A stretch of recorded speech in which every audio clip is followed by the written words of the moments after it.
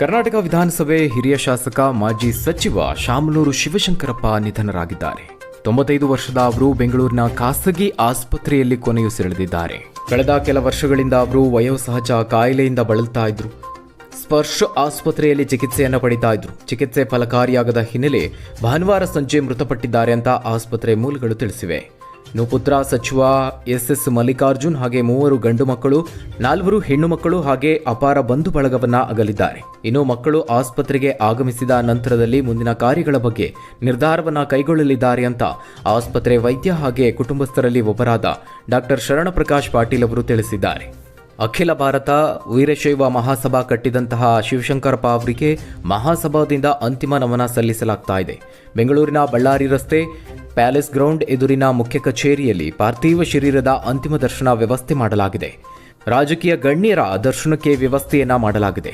ಇನ್ನು ಬೆಳಗ್ಗೆಯೊಳಗಾಗಿ ದಾವಣಗೆರೆಗೆ ಪಾರ್ಥಿವ ಶರೀರವನ್ನ ರವಾನೆ ಮಾಡಲಾಗುತ್ತದೆ ಅಂತ ಮಹಾಸಭಾದ ಮೂಲಗಳು ತಿಳಿಸಿವೆ. ಇನ್ನು ಶಾಮನೂರು ಶಿವಶಂಕರಪ್ಪ ಅವರು ಅತ್ಯಂತ ಹಿರಿಯ ಶಾಸಕರು, ಅದರಲ್ಲೂ 95ನೇ ವಯಸ್ಸಿನಲ್ಲಿ ಭಾರತದ ಅತ್ಯಂತ ಹಿರಿಯ ಶಾಸಕರಾಗಿ ಗುರುತಿಸಿಕೊಂಡಿದ್ದಾರೆ. ಜೂನ್ 16, 1930ರಂದು ದಾವಣಗೆರೆಯಲ್ಲಿ ಜನಿಸಿದ್ರು. ಸಾಮಾನ್ಯ ಕುಟುಂಬದಿಂದ ಬಂದಂಥವರು ರಾಜಕೀಯ, ಶಿಕ್ಷಣ, ಉದ್ಯಮ ಹಾಗೆ ಸಮಾಜ ಸೇವೆಯಲ್ಲಿ ತಮ್ಮದೇ ಆದಂತಹ ಛಾಪನ್ನು ಮೂಡಿಸಿದ್ದಾರೆ. ಶಿವಶಂಕರಪ್ಪ ಅವರು ಶಾಮನೂರು ಕಲ್ಲಪ್ಪ ಅಥವಾ ಮಾನ್ ಕಲ್ಲಪ್ಪ ಮತ್ತು ಸಾವಿತ್ರಮ್ಮ ಅವರ 2ನೆಯ ಮಗ.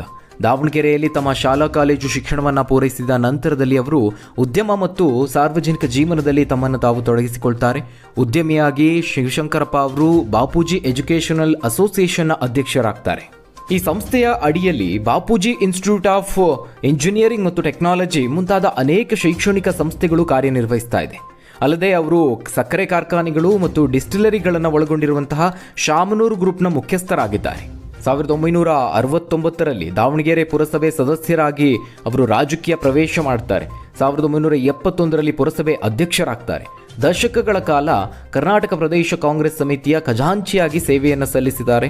ಅಖಿಲ ಭಾರತ ವೀರಶೈವ ಮಹಾಸಭೆಯ ಅಧ್ಯಕ್ಷರು ಕೂಡ ಆಗಿ ಕಾರ್ಯನಿರ್ವಹಿಸುತ್ತಾರೆ. 1994ರಲ್ಲಿ ದಾವಣಗೆರೆ ದಕ್ಷಿಣ ಕ್ಷೇತ್ರದಿಂದ ಮೊದಲ ಬಾರಿಗೆ ಶಾಸಕರಾಗಿ ಆಯ್ಕೆಯಾಗ್ತಾರೆ. 2023ರಲ್ಲಿ ನಡೆದಂತಹ ಚುನಾವಣೆಯಲ್ಲಿ 57.59% ಮತಗಳೊಂದಿಗೆ ತಮ್ಮ 6ನೇ ಅವಧಿಗೆ ಆಯ್ಕೆಯಾದರು. ಬಿಜೆಪಿ ಅಭ್ಯರ್ಥಿ ಬಿಜಿ ಅಜಯ್ ಕುಮಾರ್ ಅವರನ್ನ 27,888 ಮತಗಳ ಅಂತರದಿಂದ ಸೋಲಿಸುತ್ತಾರೆ. ಇನ್ನು ಅವರ ಪುತ್ರ ಎಸ್ ಮಲ್ಲಿಕಾರ್ಜುನ್ ಅವರು ಕೂಡ ದಾವಣಗೆರೆ ಉತ್ತರ ಕ್ಷೇತ್ರದಿಂದ ಶಾಸಕರಾಗಿ ಆಯ್ಕೆಯಾದಂಥವರು ಮತ್ತು ಸಚಿವರಾಗಿಯೂ ಕೂಡ ಆಯ್ಕೆಯಾಗಿದ್ದಾರೆ. ಇನ್ನು ಸೊಸೆ ಪ್ರಭಾ ಮಲ್ಲಿಕಾರ್ಜುನ್ ಅವರು ಸಂಸದರಾಗಿದ್ದಾರೆ. ಈಗಾಗಲೇ ರಾಜ್ಯದ ಅನೇಕ ರಾಜಕೀಯ ಗಣ್ಯರು ಸಂತಾಪವನ್ನು ವ್ಯಕ್ತಪಡಿಸ್ತಾ ಇದ್ದಾರೆ. ಶಾಮನೂರು ಶಿವಶಂಕರಪ್ಪ ಅವರನ್ನ ಅಗಲಿರೋದು ತುಂಬಲಾರದ ನಷ್ಟ ಅಂತ ಸಂತಾಪವನ್ನು ವ್ಯಕ್ತಪಡಿಸಿದ್ದಾರೆ. ಎಚ್ ಡಿ ಕುಮಾರಸ್ವಾಮಿ ಅವರು ಸಹ ಟ್ವೀಟ್ ಮೂಲಕವಾಗಿ ಸಂತಾಪವನ್ನು ವ್ಯಕ್ತಪಡಿಸಿದ್ದಾರೆ.